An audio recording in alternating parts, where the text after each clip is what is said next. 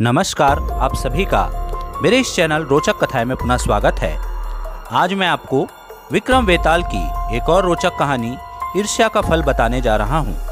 तो देर नहीं करते शुरू करते हैं आज की कहानी। बेताल ने विक्रमादित्य को नई कहानी सुनानी शुरू कर दी।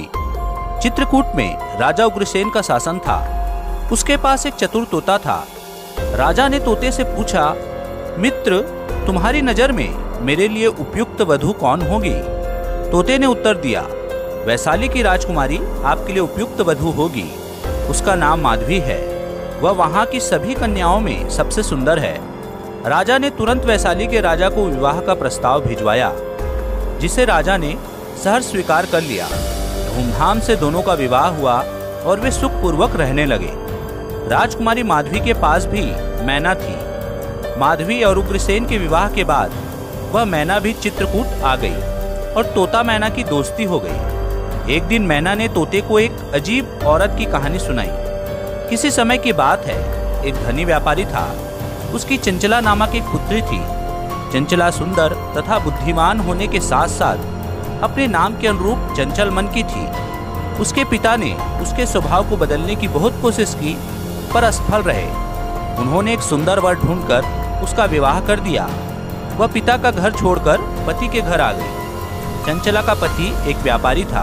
व्यापार के सिलसिले में वह अधिकतर बाहर ही रहा करता था। एक दिन चंचला का हाल जानने की इच्छा से उसके पिता ने एक दूत चंचला के घर भेजा। जब वह दूत आया तब चंचला का पति घर में नहीं था।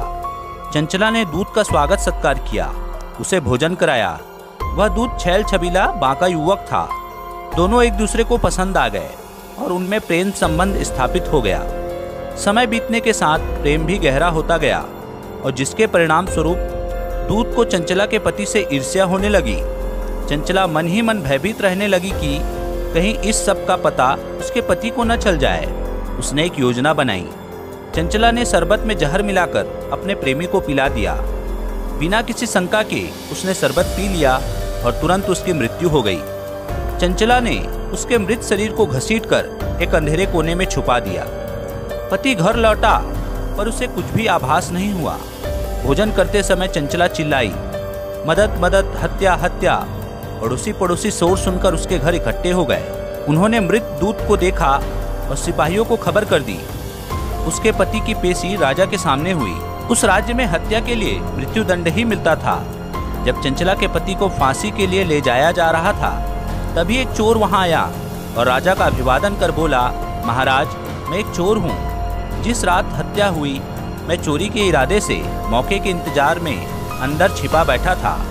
मैंने देखा कि इस व्यक्ति की पत्नी ने शरबत में जहर मिलाकर इसे पिलाया, जिससे इसकी तुरंत मृत्यु हो गई। कृपया आप इस निर्दोष व्यक्ति को छोड़ दें।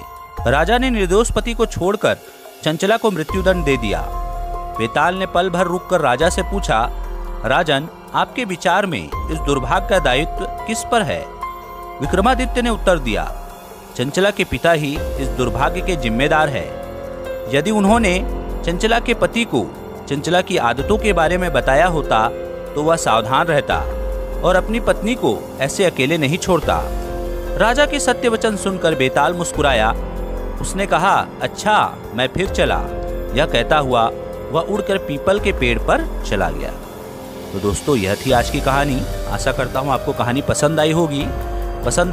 तो प्लीज़ मेरे वीडियो को लाइक कीजिए, चैनल को सब्सक्राइब कीजिए और इसे ज़्यादा से ज़्यादा शेयर कीजिए। धन्यवाद।